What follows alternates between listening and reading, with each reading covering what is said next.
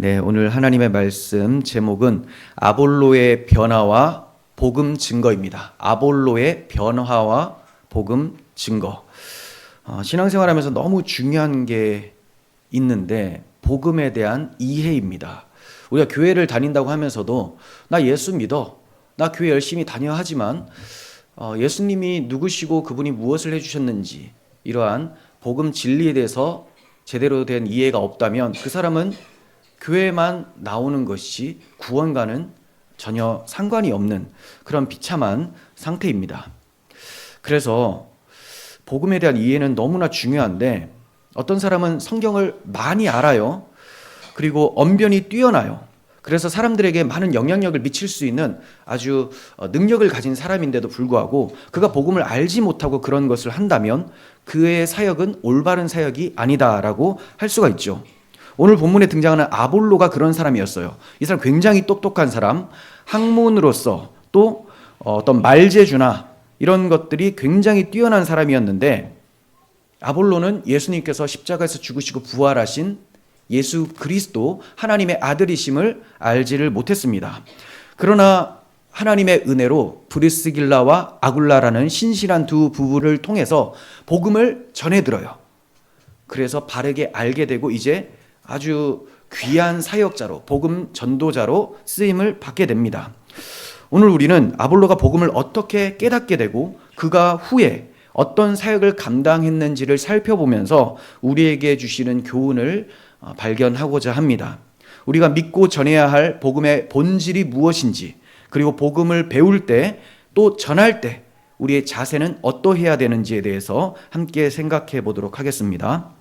사도행전 18장 후반부로 가면 바울이 2차 선교여행을 마치면서 잠시 안디옥에 머무르게 되죠. 안디옥은 그가 파송받았던 교회, 이방인 선교 기지라고 보시면 됩니다. 2차 선교를 다 마무리하면서 돌아오다가 이제 안디옥에 들어와서 어느 정도 시간을 보내죠. 그런데 24절부터는 바울의 사역을 잠깐 멈추고 아볼로라는 사람이 등장을 하는 거예요. 자, 구조를 아시겠어요? 18장 말미까지 2차 선교가 그쳐집니다. 초점이 바울에게 있었죠. 그리고 안디옥에 있었어요. 그때 다른 한 사람이 등장을 해요. 자, 그리고 19장 1절부터 다시 바울이 3차 선교를 본격적으로 하게 됩니다. 에베소 사역을 본격적으로 하게 돼요. 그러면 그 공백, 잠깐 나오는 사람이 누구라고요? 아볼로라는 사람이라는 거죠. 2차 선교 마지막 지역이 어디였습니까? 정식으로는 고린도였지만 살짝 훑는 식으로 지나간 곳이 에베소였죠. 그래서 하나님의 뜻이면 내가 너희에게 다시 오겠다라고 말씀하시고 갑니다. 바울 사도가. 그리고 안디옥에 정착했다가 아볼로가 등장하고 이 사람 소개했다가 다시 19장에 에베소 사역을 바울이 시작을 하고 있는 거예요. 자, 누가가 왜 이렇게 쓰고 있을까요? 2차 선교 말미에 잠시 방문한 에베소 사역과 19장부터 본격적으로 3차 선교 시작될 때 에베소 사역을 연결시켜주기 위해서 그 공백을 메워주기 위해서 기록을 하고 있는 겁니다. 바울이 떠났으나 아무 일이 없었던 게 아니고 그 에베소에는 이런 일들이 발생하고 있었다라는 것을 보여주고 있는 거예요. 이해가 되십니까? 문맥을 잘 이해하셔야 돼요. 자, 그래서 바울이 3차 선교에서 가장 중요한 선교지였던 에베소 사역이 있는데 이 에베소 사역을 진술하기 전에 그 전에 잠깐 들어갔었던 아볼로가 어떤 사람인지 또 바울이 3차 선교에 에베소에 들어가서 만나게 되는 어떤 제자들이 있거든요. 이 제자들이 도대체 어떤 사람들인지를 알려주기 위해서 아볼로에 대한 내용이 잠깐 들어가는 거예요. 여러분 이거 좀 머리 아픈 것 같지만 이거 이해 못하시면 전체적인 구조가 잘 안 보이고 하나님의 그 기록 목적이 제대로 보이지 않습니다. 아셔야 돼요. 자, 그러니까 24절부터는 시점이 바울의 2차 선교 종료 후에 안디옥에 잠시 머물렀을 때죠. 그리고 장소는 에베소입니다. 에베소. 그리고 등장인물 주목되는 인물은 아볼로하고 브리스길라 아굴라 부부. 요 세 사람이 이제 등장 인물이 되는 거예요. 잠깐 바울은 빠지게 되는 겁니다. 자, 그러니까 바울의 에베소 사역을 잠깐 하다가 싹 갔다가 다시 오기 전에 그 빈 공백, 빈자리에 아볼로가 들어온 모양새죠. 네. 그런데 바울의 사역을 대신하지는 못해요. 왜냐하면 아볼로가 복음에 대해서 똑바로 알지를 못했어요. 예수님에 대해서 듣기는 했지만 그가 누군지 무슨 사역을 했는지에 대해서는 알지를 못했습니다. 그러다가 앞서 말씀드린 대로 아굴라 부부를 만나서 복음을 지도받아요. 그래서 귀한 사역자로 성장하게 되고 이후로 아가야 지방, 기억나십니까? 우리 지도를 자주 봤었는데 오늘은 안 보여드립니다. 아가야 지방, 여러분들 보실 때 어딥니까? 여러분들 입장에서는 이쪽이었습니다. 이쪽에 그 그리스 그 남부 쪽에 아가야 지방, 위쪽은 마게도니아 지방이었죠. 그 아가야 지방의 가장 중요한 도시는 아덴이었죠. 아테네. 그리고 고린도가 있었습니다. 자, 이렇게 아가야 지방으로 아볼로가 사역을 나가게 되는 거예요. 복음을 몰랐을 때는 에베소에서 이상한 소리를 전하다가 이제 복음을 알게 되고 나서는 사명감 가지고 이제 아가야 지방 고린도로 이동을 해서 사역을 하게 되는 거예요. 자, 이러한 아볼로의 변화 과정과 사역에 대해서 오늘 좀 살펴보도록 하겠습니다. 24절을 봅니다. 알렉산드리아에서 난 아볼로라 하는 유대인이 에베소에 이르니 이 사람은 언변이 좋고 성경에 능통한 자라. 네, 알렉산드리아에서 난 유대인, 이 사람이 아볼로입니다. 이 사람이 에베소에 도착을 했어요. 근데 이 사람이 어떤 사람이냐? 언변이 좋고 성경에 능통했던 사람이다. 자, 이것은 그의 출생지의 배경의 영향도 있습니다. 알렉산드리아라는 곳이 어디냐면 이집트 북부 지중해 연안에 위치한 도시예요. 이집트 북부 지중해 연안. 이 도시가 로마 제국에서 두 번째로 큰 도시였습니다. 제일 큰 곳은 로마, 그리고 두 번째는 알렉산드리아. 두 번째로 영향력 있는 도시였어요. 자, 그리고 상업의 중심지였고 지식과 학문의 중심지였습니다. 당시 그곳 인구의 3분의 1이 유대인이 될 정도로 유대인들이 엄청 많았습니다. 그 중에 한 명이 이 아볼로라는 사람인 거예요. 그리고 그곳은 유대적 헬라 철학이 발달되어 있었습니다. 헬라 철학에다가 유대인들의 사고방식을 접목시켰었던 유대적 헬라 철학이 발달이 되어 있었어요. 대표적인 철학자로는 필로가 있었는데 그때까지 필로가 살아있었기 때문에 아볼로가 필로학파 출신인가라고 생각하는 견해들도 많이 있습니다. 자, 아볼로는 높은 교양을 가지고 있었고 철학과 수사학에 뛰어난 사람이었습니다. 그래서 누가도 그가 언변이 좋았다라고 소개를 하고 있죠. 또한 아볼로는 성경에 능통했다. 구약 성경이겠죠. 당시 신약 성경이 없으니까 구약 성경에 능통했다. 기본적으로 유대인들은 모세오경을 굉장히 잘합니다. 그럼에도 이렇게 굳이 설명할 정도면 그냥 달달 외우고 있었다라고 볼 정도가 되겠죠. 자, 그런데 불행히도 복음을 몰랐어요. 우리는 좀 이상해요. 아니, 구약 성경을 달달 외울 정도면 복음을 당연히 알아야 되는 거 아닌가? 그런데 그러한 유대인들, 바리새인들, 서기관, 대제사장들이 예수님을 못 알아보고 죽인단 말이에요. 그리고 복음을 전하는 교회를 또 박해한다는 거죠.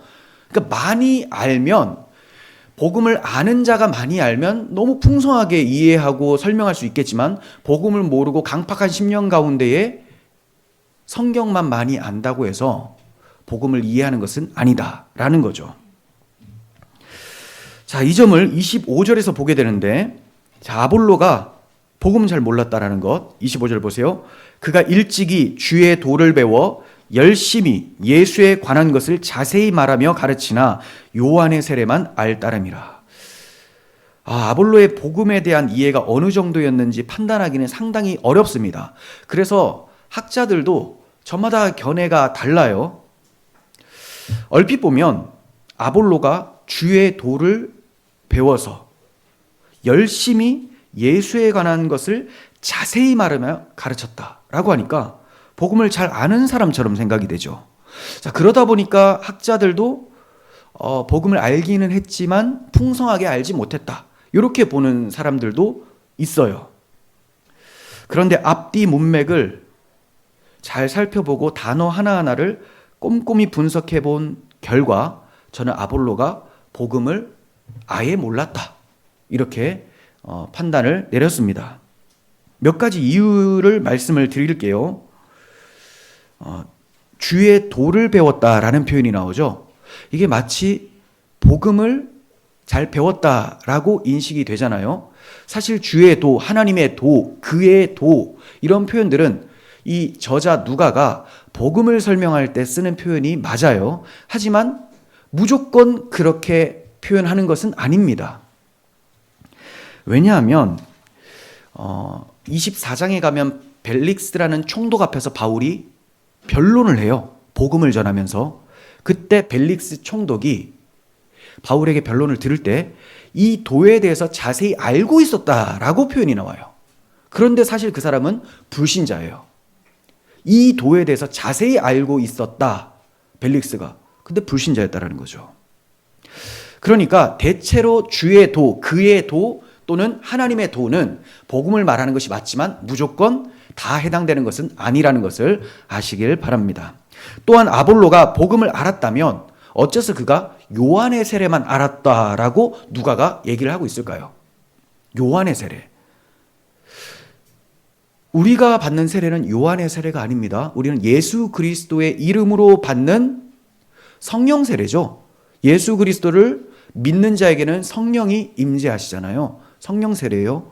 그럼 요한의 세례만 알았다. 이게 뭘까? 지난번에도 말씀을 드렸지만 다시 말씀을 드릴게요. 요한의 세례는 회개의 세례로서 유대인들에게만 해당합니다. 야, 이거 많은 학자들도 몰라요. 회개의 세례라는 건 알아요. 근데 유대인들에게만 해당되는 세례라는 것을 잘 모릅니다. 유대인들은 이방인에게 없었던 언약이 있었죠. 메시아 언약, 그리고 율법이 있었습니다. 그런데 세례 요한 당시에 많은 유대인들이 메시아 언약을 망각하고 율법을 어기면서 외식하며 살았습니다. 자, 메시아 언약을 잊어버렸어요. 아브라함과 다윗의 자손으로 예수 그리스도가 오신다. 메시아가 오신다. 이거 망각하고 기다리지 않고 사는 거예요, 그냥. 정치적, 군사적, 경제적 메시아만 생각하지 대속의 구조 생각 안 하는 거예요. 그리고 율법 안 지켜요. 그러면서 사람들 앞에서만 외식하는 모습. 아주 부정부패가 난무했었던 이런 상황이었습니다. 자, 이때 세례 요한이 이런 사람들에게 회개하라. 천국이 가까이 왔다.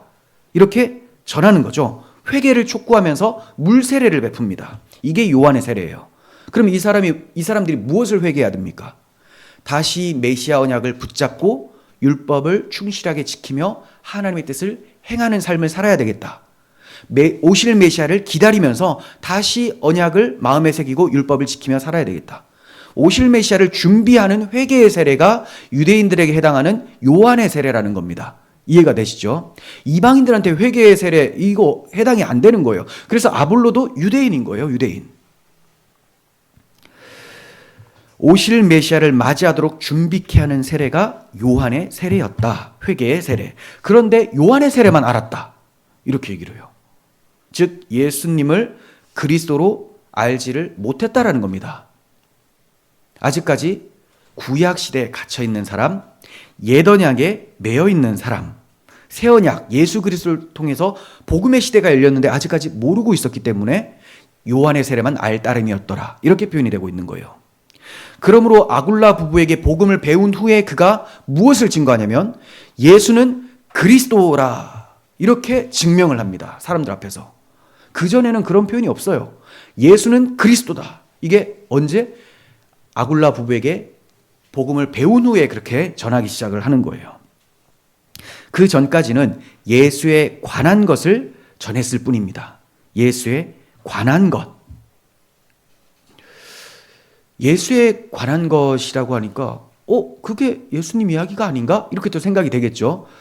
그런데 이 표현하고 또 비슷한 표현이 사도행전 28장 23절에 바울 사도가 아침부터 저녁까지 강론하면서 예수에 대하여 가르쳤다. 이런 표현이 나와요.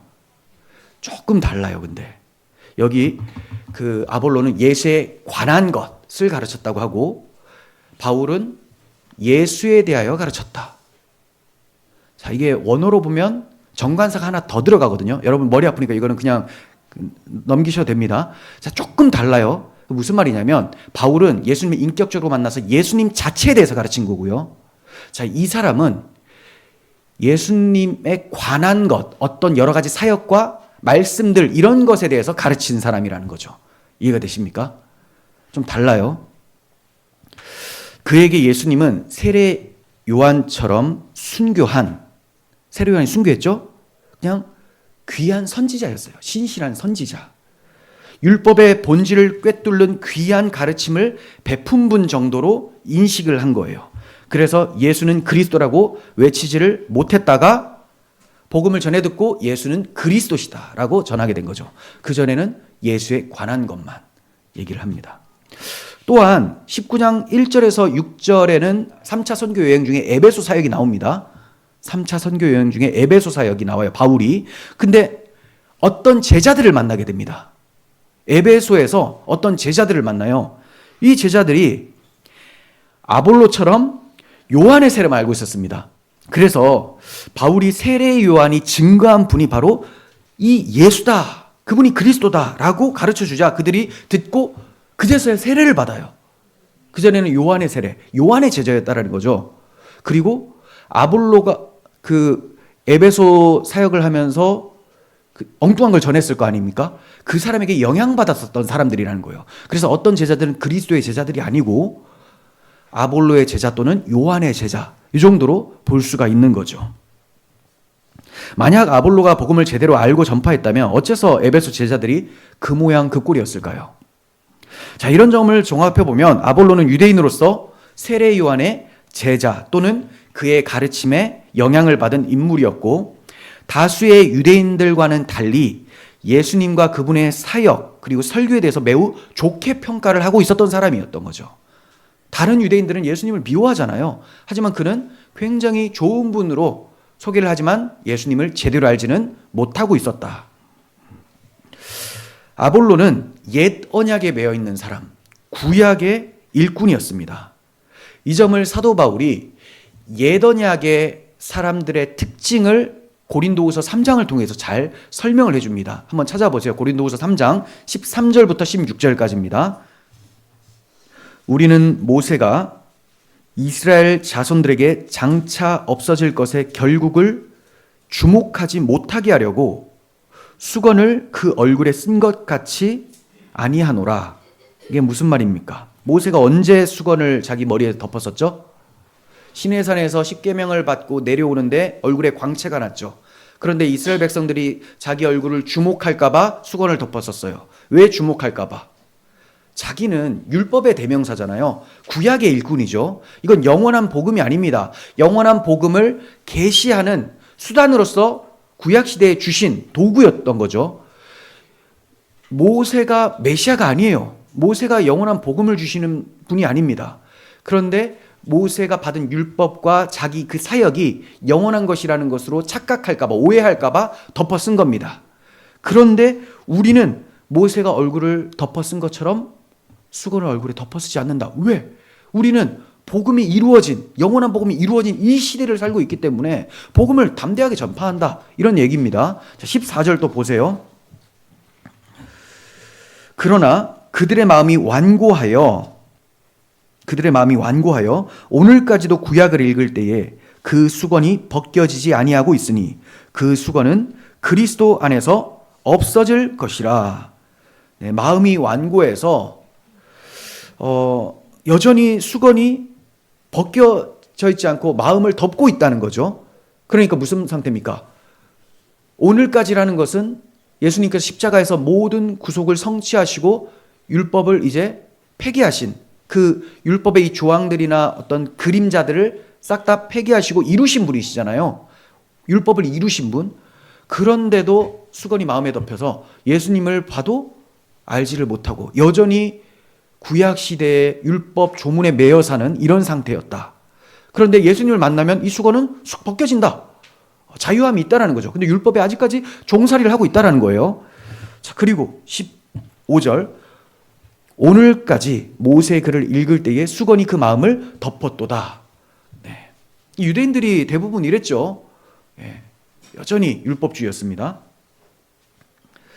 16절 그러나 언제든지 주님께로 돌아가면 그 수건이 벗겨진다. 네.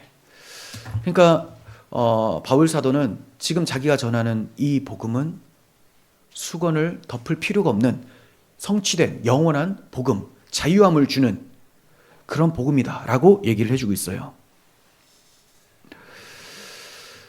오늘까지라는 것은 주님께서 십자가상에서 다 이루었다라고 선언하심으로 1500년 동안이나 막혀 있었던 휘장이 찢어져서 하나님께로 나아가는 길이 열리게 된 그 오늘까지죠.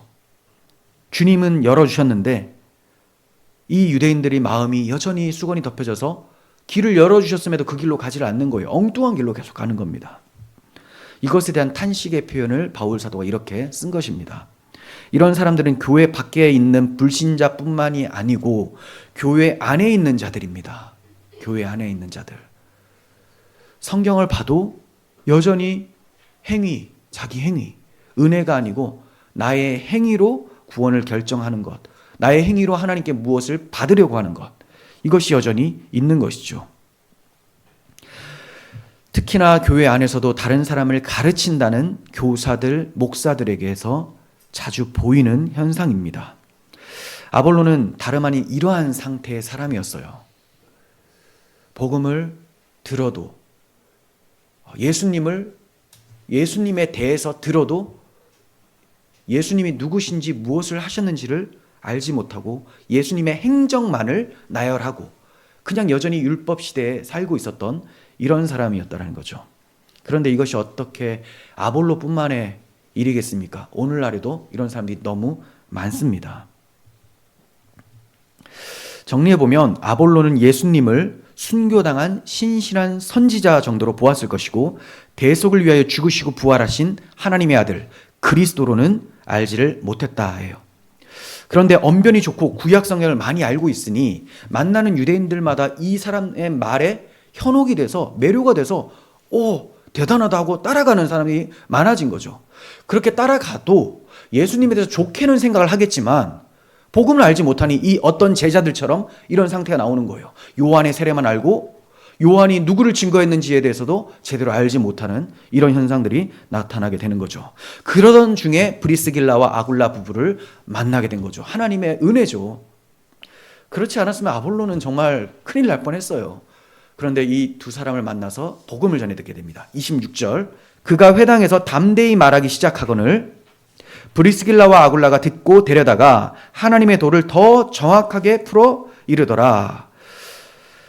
자, 브리스길라와 아굴라 부부는 아볼로가 회당에서 말씀을 전하는 것을 들었는데 예수님께 적대감이 없고 오히려 그분을 따르고 있음에도 불구하고 예수님이 누구신지 무엇을 해주셨는지 이런 복음을 모르고 있는 것을 알게 됩니다. 자, 이 사도도 아닌 이 일반 부부가 아볼로의 상태를 점검하고 그 메시지의 내용을 분석해서 복음 모르고 있었다라는 것을 알게 되는 것은 굉장히 놀라운 통찰력이죠. 존 스토트는 자기의 저서 그리스도의 십자가라는 책에서 로이드 존스 목사님의 일화를 소개를 하는데요.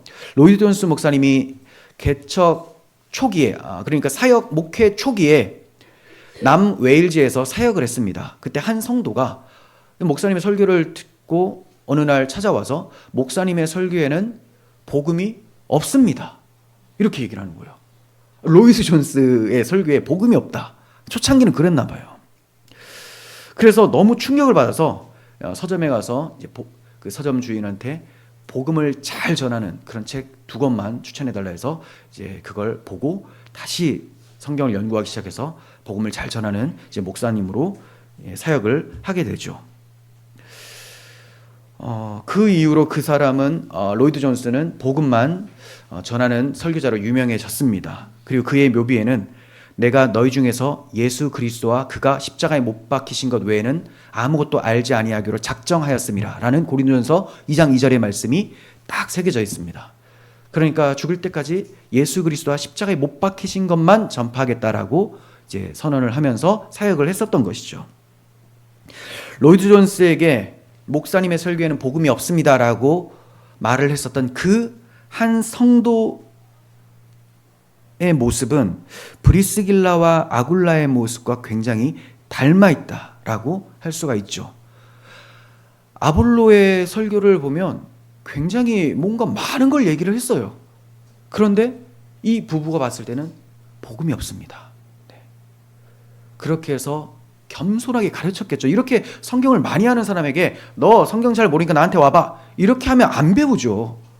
그러니까 굉장히 겸손하게 신중하게 얘기를 했을 것이고, 또 겸손한 아볼로는 이 말을 듣고 복음을 전해 듣고 복음의 사역자로 거듭나게 되죠. 로이드 존스에게도 이러한 한 성도가 있었습니다. 오늘날에는 이러한 한 성도 찾기가 너무 어려운 시대입니다. 그냥 다른 걸 전하고 막 엉망으로 전해도 그냥 다 맞다고 우르르 따라가는 그러한 모습 속에서 참 탄식이 나오게 마련이죠.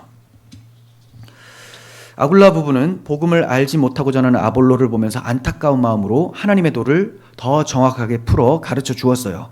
복음이 무엇인지 전해준 거죠.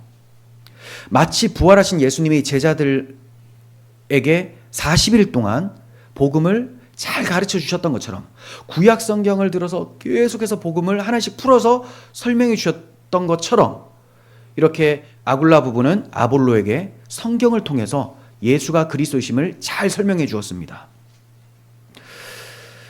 아마 창세기부터 해서 구약의 족장들이 받았던 언약과 선지자로 하나님께서 예언하게 하신 내용들, 이런 것들을 잘 가르쳐주고, 마지막으로는 그 세례요한이 증거한, 이 마지막 선지자 세례요한이 증거한 자가 바로 예수 그리스도다. 아브라함의 자손, 다윗의 자손이 이 바로 예수 그리스도다라고 전했을 겁니다. 그러니까 구체적으로는 예수님이 왜 오셨고, 이 땅에 우리와 같은 인간으로 오셨고, 누구시고 하나님의 아들이시고, 죽으시고 부활하셔서 하나님의 아들로 선포되시고, 승천하시면서 성령을 보내주심으로 유대인뿐만이 아니라 이방인까지도 예수 그리스도를 믿으면 다 하나님의 자녀로 편입이 된다라는 이 복음의 정수를 잘 전파했을 겁니다. 아볼로는 그 많은 학문과 언변이 좋았음에도 사도가 아닌 부부가 가르치는 복음을 겸손하게 잘 들었어요. 사람들에게는 훌륭한 선생이고 강연가로 칭찬을 받을 그런 사람이었는데, 아굴라 부부의 학생이 되기를 주저하지 않았습니다.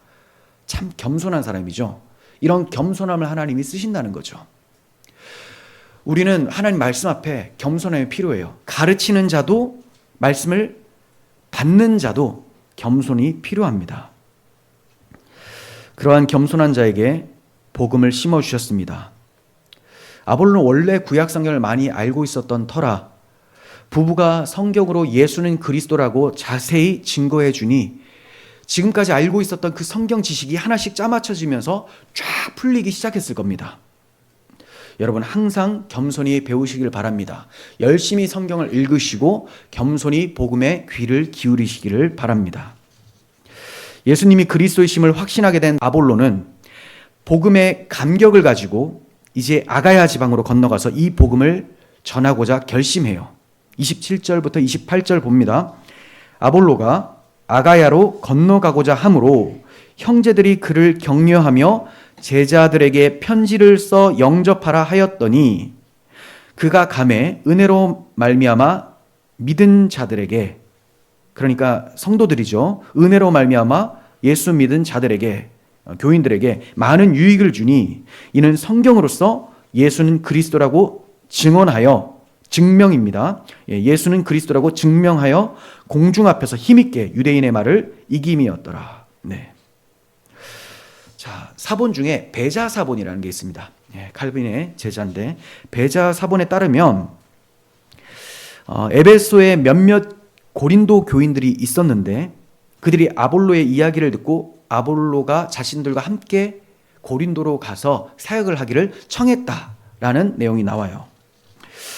에베소에는 브리스길라와 아굴라가 있었기 때문에 아볼로는 염려하지 않고 아가야 지방 고린도로 떠났던 것 같습니다. 더 많은 사람들에게 자기가 받은 은혜의 복음을 증거하고자 하는 사명감이 있었던 것 같아요. 아굴라 부부는 그의 고린도 사역을 위해서 추천장을 교회에 써보내기도 했습니다. 이 아볼로라는 형제를 보낼 테니까 고린도 성도님들, 자, 이 형제를 잘 받아주시고 그의 말을 잘 귀 기울여 주십시오. 이런 말을 썼겠죠. 왜냐하면 아굴라 부부가 고린도에서 이전에 사역을 했었잖아요. 그러다가 바울이 2차 선교 마무리를 하려고 돌아갈 때 에베소로까지 같이 갔던 사람들. 그래서 에베소에 남고 있었는데 여기서 아볼로를 만나고 아볼로를 다시 고린도로 보내주는 거예요. 이해가 되시죠? 결국 아볼로의 고린도 사역은 후에 큰 결실을 거두었고 훗날 바울도 고린도전서를 통해서 그를 높이 평가를 합니다. 그렇게 아볼로가 고린도에 도착하여 사역하니 고린도 성도들에게 많은 유익이 되었다고 해요. 성도들이 많은 유익이 되었다. 어떻게 사역을 했길래 많은 유익을 줄까요? 이는 성경으로서 예수는 그리스도라고 증명을 하니 공중 앞에서 유대인들의 말을 이겨버렸기 때문에 유익이 되었다. 이렇게 돼요. 복음을 전하는 것은 불신자들의 구원만을 위해서가 아니고요. 이미 구원받은 성도들이 구원받은 자답게 거룩하고 성숙하게 예수님을 닮아가도록 하기 위해서도 복음은 계속 전해져야 됩니다. 성도들에게 유익이 되었다라는 표현이 있죠. 이 말은 은혜를 입게 되었다라는 말이에요. 결국은 어떤 게 성도들에게 유익입니까? 계속 은혜를 받는 거죠. 그럼 은혜는 어떻게 옵니까? 복음을 통해서 온다는 거죠. 성경으로서 예수는 그리스도라고 증명을 함으로써 성도들에게 은혜가 임하게 되고 큰 유익이 되었던 겁니다. 성도는 거듭날 때 한 번 복음을 듣는 것으로 그치는 자가 아니고요. 태어나서 계속 영양분을 공급받아 자라가야 되는 것처럼 성도의 영양분인 하나님의 말씀, 복음을 계속 들어야 됩니다. 그렇게 들을 때 은혜가 임하게 되는 거죠. 은혜가 임하면 성도들에게 큰 유익이 돼요. 에베소에서 브리스길라와 아굴라가 아볼로를 데려다가 하나님의 도를 정확하게 풀어 가르쳐 준 것처럼 분명히 고린도에서 아볼로는 그가 배웠었던 그 성경과 복음에 대해서 잘 가르쳐 주었을 겁니다. 그렇게 함으로써 유대인들의 그 저항하는 입술을 막아버리고 믿는 신자들의 마음에 은혜와 유익을 끼치게 했던 것이죠. 잠시 은혜에 대한 성경적 의미를 좀 생각해 보기를 원합니다. 오늘날은 은혜라고 하면 많이 울고 많이 웃고 마음이 따뜻해지고 이런 것을 은혜라고 해요. 분명히 은혜에는 이런 것이 수반되기도 하지만 은혜와 상관없이도 이런 게 찾아오기도 합니다. 영화 한 편만 봐도 이런 것이 찾아오잖아요. 이런 반응들은. 그러니까 이런 반응이 있다고 해서 은혜 받았다 할 것이 아니고 은혜의 핵심이 무엇인지를 알고 그리고 나서 이 반응이 나오면 이건 은혜 받았다라고 할 수가 있는 것이죠. 은혜는 받을 자격이 없는 무가치한 자에게 베푸시는 하나님의 값없는 선물입니다. 받을 자격이 없는데 값없이 우리에게 베푸시는 선물, 이걸 은혜라고 하는 거예요. 이런 선물을 하나님이 주셨죠. 그래서 성경은 하나님이 세상을 이처럼 사랑하사 독생자를 주셨으니 라고 합니다. 독생자를 주신 것이 은혜예요. 그런데 독생자를 이 땅에 보내주신 것으로 그쳤느냐? 아니에요. 보내주시고 인간으로 보내주시고 우리를 대신하여 십자가에서 그분을 대신 처형하심으로 하나님과의 관계가 원수되었는데 그 원수된 문제는 죄 문제였는데 대신 처형하심으로 죄 문제를 사라지게 하여 다시 하나님과 화목하게 만들어 주셨던 거죠. 그래서 바울 사도는 이 예수를 하나님이 그의 피로 말미암는 그의 피로 믿음으로 말미암는 화목제물로 세우셨다. 이렇게 말씀합니다. 하나님이 그 아들을 이 땅에 보내주시고 십자가에서 처형하심으로 화목제물 삼아주신 것. 그러므로 성경은 율법은 모세로 말미암아 주어진 것이요 은혜와 진리는 예수 그리스도로 말미암아 온 것이다 라고 말씀을 하고 있습니다. 이처럼 무가치한 자들에게 베푸시는 선물 곧 복음이 은혜인 거예요. 그러니까 여러분들이 은혜 받기 위해서는 복음에 집중을 하셔야 됩니다. 성경을 열심히 보시면서 하나님이 우리를 향하여 행해 주신 그 사랑의 행위들을 발견하시고, 또 설교를 통해서 복음을 들으시고, 계속해서 내가 기도하면서 이 복음에 대해 하나님께 고백함으로써 하나님께 기도하시고, 이런 것이 반복되어질 때 여러분들에게 은혜가 넘칠 수밖에 없는 거죠. 이걸 아는 자가 성찬식에 임했을 때 성찬의 의미, 우리가 예수 그리스도의 찢기신 살과 흘리신 피로 인하여 그분의 자녀와 그분의 몸이 되어서 천국 백성이 되었다라는 사실을 알 때 은혜가 임하게 되는 거죠. 이게 큰 유익이 되는 것입니다. 성경에는 하나님께서 자기 아들을 통하여 행해 주신 교리가 나와 있고요.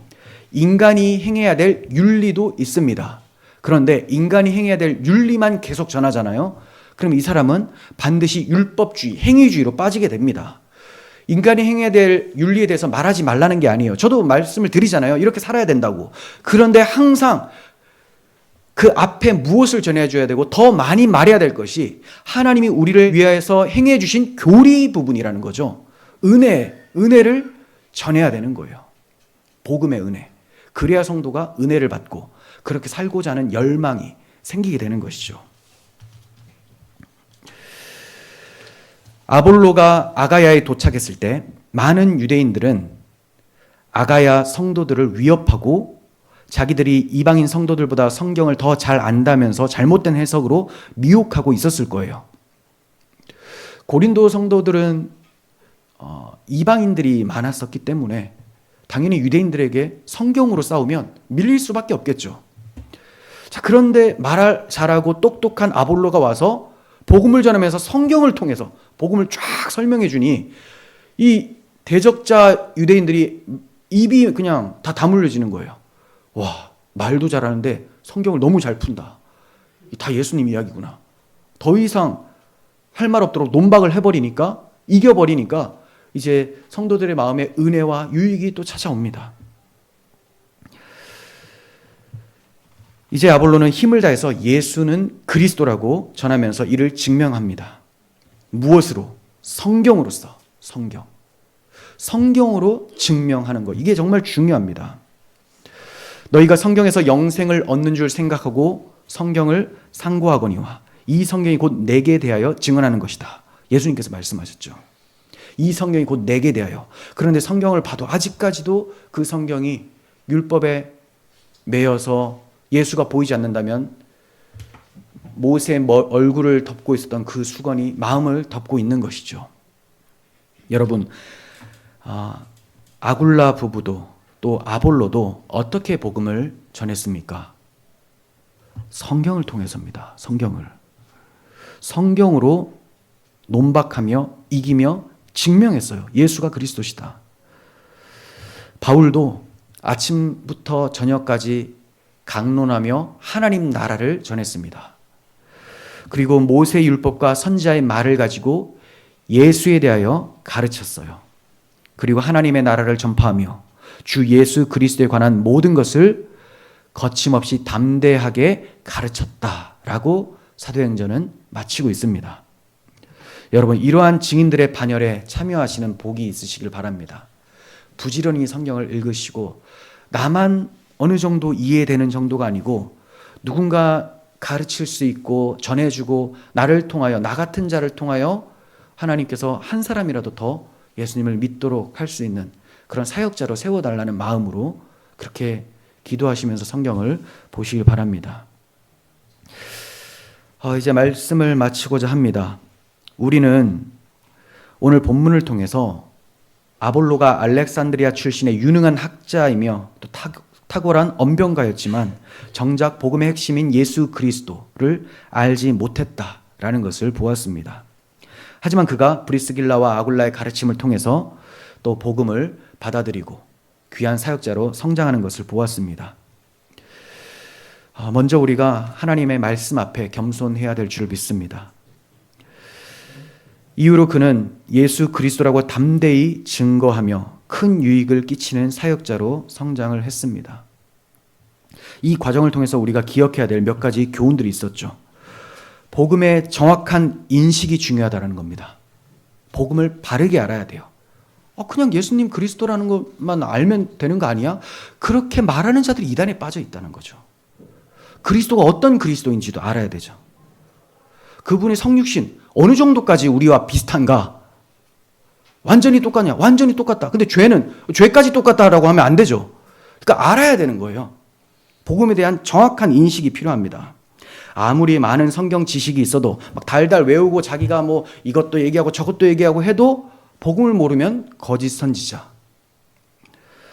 아무리 달변가라도 복음의 핵심을 놓치면 사람들이 감동은 줄 수 있을지 모르지만 성령의 감화 감동은 줄 수가 없는 거예요. 은혜를 끼칠 수는 없는 것입니다. 두 번째는 가르치는 자와 배우는 자가 다 말씀 앞에 겸손해야 된다는 것. 그래서 이 말씀이 이 사람이 말하는 것이 성경 말씀과 부합되는 것이라면 내 고집을 꺾어야 되는 거죠. 굉장히 교만하고 고집스러운 사람들은 많습니다. 신자 중에 많아요. 복음을 안다고 하는 사람 중에도. 왜냐하면 우리가 복음을 알았지만 우리 육신의 소욕들이 싹 없어진 건 아니잖아요. 그러니까 자존심 상하고 또 알아도 실천하지 않기를 원하고 원래 하던 행위를 그대로 하기를 원합니다. 바꾸는 거 좀처럼 쉽지가 않으니까, 불편하니까. 하지만 말씀 앞에서 겸손히 내 복음에 대한 인식을 바꾸고 인식이 바뀌었으면 복음에 대해 순종하는 그런 삶을 살아야 되는 겁니다. 세 번째는 성경으로 복음을 증거해야 된다는 거예요. 아볼로가 고린도에 도착해서 성경으로서 예수는 그리스도라고 증명을 했습니다. 그랬더니 교회에 커다란 유익이 되었어요. 우리 성도들도 성경으로서 서로 대화를 하고 또 복음을 서로 전하고 또 다른 사람들, 불신자들에게까지 전할 때 그들에게 은혜가 임해서 교회로 편입되는 그런 복이 있을 줄을 믿습니다. 네 번째, 복음은 성도들에게 계속되는 은혜를 공급합니다. 복음은 단순히 불신자를 구원하는 데 그치는 것이 아니고 믿는 성도들이 자랄 수 있도록 하는 영양분이 되는 거예요. 예수님의 십자가 은혜와 부활의 능력을 날마다 새롭게 깨닫게 될 때 우리가 자라고 교회가 세워지고 세상의 바른 증인이 될 수 있는 것입니다. 여러분, 하나님께서 브리스길라와 아굴라 부부를 사용하신 것처럼 또 복음에 무지했지만 그 부부를 통해서 복음의 사역자로 아볼로를 세우셨던 것처럼 우리도 비록 부족하지만 하나님의 은혜가 우리를 귀한 사명을 감당하는 자로 세워주시기를 바랍니다. 그리하여 이 혼탁하고 더러워져만 가는 세상 속에서 예수 그리스도의 빛된 등불을 비추는 그런 사역자들로 사명자들로 서시기를 바랍니다. 기도하겠습니다. 하나님 아버지, 세상이 캄캄합니다. 온통 죄악과 더러운 문화와 이념과 가치와 또 복음을 대적하고자 하는 정치 권력들도 너무나 많이 있습니다. 하나님, 이러한 상황에서 우리가 하나님의 복음에 확고하게 하여 주시고 날마다 이 복음의 은혜를 입술로 고백함으로 살아계신 주 예수와 교통하며 은혜를 누릴 수 있는 그런 기쁨이 저희에게 있게 하여 주시옵소서. 주님 주신 사명을 충성 다하여 감당하며 세상의 빛과 소금의 역할을 잘 감당하는 주님의 귀한 군사요 편지가 되게 하여 주옵소서. 우리 구주 예수 그리스도의 이름으로 기도합니다. 아멘.